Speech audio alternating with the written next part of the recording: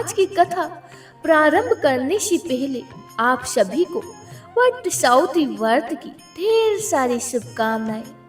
आइए हम सुनते हैं वह परम गाथा जो व्रत की आत्मा है, सत्यवान और सावित्री की महाकथा। सावित्री और सत्यवान की कथा सबसे पहले महाभारत के वन पर्व में मिलती है, जब युधिष्ठिर महाराज ने मार्कंडेय ऋषि से पूछा था कि हे ऋषिवर, क्या कोई और भी ऐसी स्त्री थी जिसने द्रौपदी जितना कठिन व्रत किया था।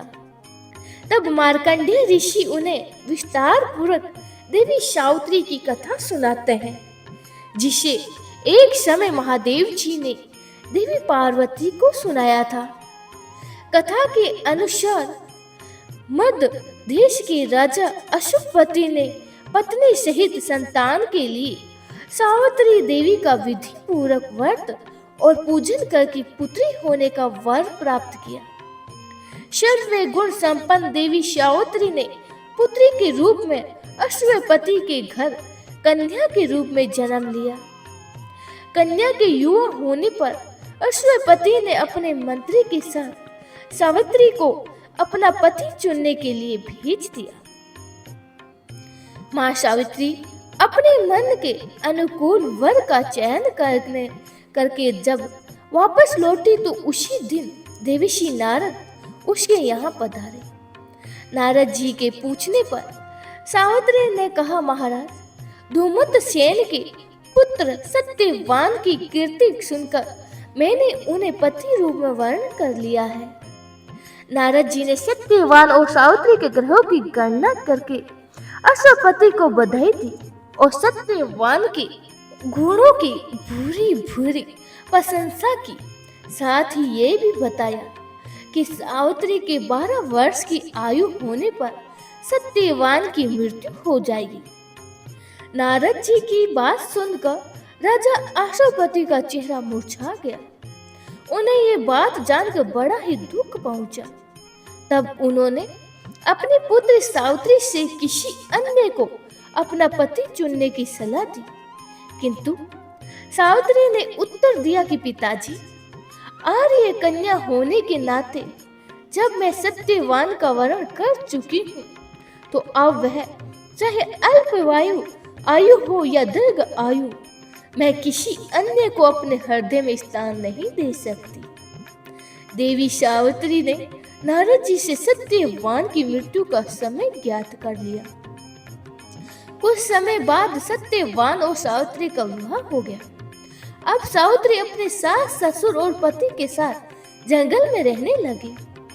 नारद जी द्वारा बताए हुए दिन से 3 दिन पहले ही सावित्री ने उपवास शुरू कर दिया।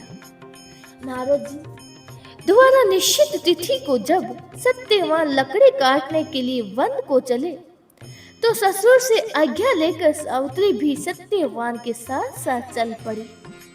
सत्यवान वन में पहुंचकर लकड़ी काटने के लिए वृक्ष पर चढ़े और वृक्ष पर चढ़ने के बाद उनके सिर में भयंकर पीड़ा होने लगी। सत्यवान पेड़ से किसी तरह नीचे उतरे और सावित्री ने उन्हें वट के पेड़ के नीचे लिटाकर उनका सिर अपनी गोद में रख लिया। सावित्री समझ गई थी कि अब उनके पति की मृत्यु का समय नजदीक आ पहुंचा है, किंतु वह बिल्कुल भी विचलित नहीं हुई। देखते ही देखते यमराज जी ने ब्रह्मा जी के विधान के रूपरेखा के सावित्री के सामने ही स्पष्ट किया और सत्यवान के प्राणों को लेकर चल पड़े। कहीं कहीं पर कुछ कथाओं में ऐसा भी उल्लेख मिलता है कि वट वृक्ष के नीचे लेटे हुए सत्यवान को सांप ने डस लिया था। सावित्री और सत्यवान को वट वृक्ष के नीचे लिटाकर यमराज के पीछे पीछे चल पड़े। पीछे पीछे आती हुई सावित्री को देखकर यमराज ने वापस लौट जाने का आदेश दिया, किंतु देवी सावित्री ने विनम्रपूर्वक कहा कि हे महाराज, जहां पति जाते हैं वहीं पर पत्नी को भी जाना चाहिए। यही पत्नी धर्म है और यही मर्यादा है।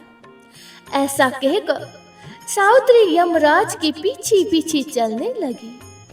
सावित्री की धर्म निष्ठा से प्रसन्न होकर यमराज बोले कि पति के प्राणों के अलावा कुछ भी मांग लो।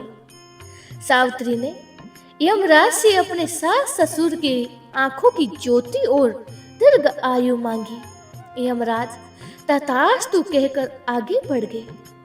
सावित्री फिर भी यमराज जी का पीछा करती रही, उनके पीछे पीछे चलती रही।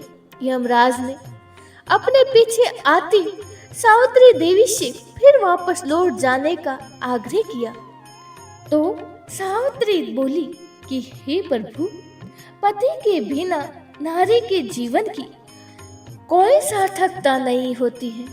यमराज जी ने अब की बार भी सावित्री के पति व्रत धर्म से खुश होकर फिर से वरदान मांगने को कहा। इस बार उन्होंने अपने ससुर को खोया हुआ राज्य वापस दिलाने की प्रार्थना की। तब तथास्तु कहकर यमराज भी आगे चल पड़े, परंतु सावित्री देवी अब भी यमराज जी के पीछे पीछे चलती रही। इस बार सावित्री ने यमराज जी से 100 पुत्रों की मां बनने का वरदान मांगा। पहले की तरह ही तथास्तु कहकर जैसे ही यमराज जी आगे बढ़े और सावित्री हाथ जोड़कर खड़ी हो गई और कहने लगी, प्रभु, अभी अभी आपने मुझे 100 पुत्रों की मां होने का आशीर्वाद दिया है, किंतु पति के बिना मैं मां किस प्रकार बन सकती हूँ? अपना यह तीसरा वरदान पूर्ण कीजिए। तब सावित्री के धर्म, निष्ठा, ज्ञान, विवेक और पतिव्रत धर्म की बात जानकर यमराज जी ने सत्यवान के प्राणों को अपने पास से संतुष्ट कर दिया। सावित्री सत्यवान के प्राणों को लेकर वट वृक्ष के नीचे पहुंची गई, जहां सत्यवान का मृत शरीर पड़ा हुआ था। सावित्री ने वट वृक्ष की परिक्रमा की तो सत्यवान जीवित हो उठे। तब सावित्री अपने पति सत्यवान के साथ अपने सास ससुर के पास पहुंची तो उन्हें नेत्र ज्योति मिल गई थी। इसके बाद उनका खोया हुआ राज्य भी उन्हें मिल गया। आगे चलकर सावित्री के 100 पुत्रों की मां बनी। इस प्रकार चारों दिशाओं में सावित्री के पतिव्रत धर्म के पालन की कीर्ति से गूंज उठी। तभी से वट सावित्री व्रत रखने की परंपरा हो गई है। सभी प्रेम से बोलिए, देवी सावित्री देवी की जय हो, सत्यवान की जय हो। भगवान शंकर ने जब देवी पार्वती को सत्यवान और सावित्री की यह पावन कथा सुनाई तो देवी जी की आंखों में श्रद्धा, आस्था और प्रेम से अश्रु भर आए। उनका हृदय माता सावित्री के अद्भुत साहस, नारी धर्म और सत्यत्व की शक्ति से गदगद हो उठा। देवी पार्वती ने विनिम्रता स्वर में भगवान से कहा, हे नाथ, आज मैंने जो कथा सुनी है वह केवल एक कथा नहीं बल्कि नारी की शक्ति, उसके तप और उसके प्रेम की अनंत महिमा है। मैं भी इस व्रत को करूंगी ताकि सभी स्त्रियों को इससे प्रेरणा मिले। तब शिव जी ने प्रसन्न होकर कहा, हे पार्वती, जो भी स्त्री वट सावित्री व्रत की इस कथा को सुनती है और कहती है सावित्री की तरह ही व्रत रखती है, वट वृक्ष की परिक्रमा करती है, वह अपने पति के जीवन में यम को भी जीत सकती है। ऐसी स्त्री का सुहाग अखंड रहता है, संतान सुख की प्राप्ति होती है और जन्मों तक सौभाग्य बना रहता है। यह व्रत केवल पति पत्नी की प्रेम का प्रतीक नहीं बल्कि धर्म, संयम, श्रद्धा और संकल्प की विजय का पर्व है। जो भी इसे आस्था से कहता है उसके जीवन में कभी भी अकाल मृत्यु, वियोग या पीड़ा नहीं आती है। इसी विश्वास के साथ श्रद्धा और कथा के पुण्य प्रभाव से हम यही प्रार्थना करते हैं कि हर स्त्री का सुहाग अखंड रहे, हर परिवार सुखी रहे और मृत्यु का भय किसी घर की चौखट ना लांगे। माता सावित्री की कृपा से हर किसी की मनोकामनाएं पूर्ण हो, यही इस कथा का सार है। वर्त कथा यही पूर्ण होती है और सत्यवान सावित्री की यह अमर गाथा आज भी हर नारी को शक्ति देने वाली बन गई है। यही हमारी मंगल कामना है।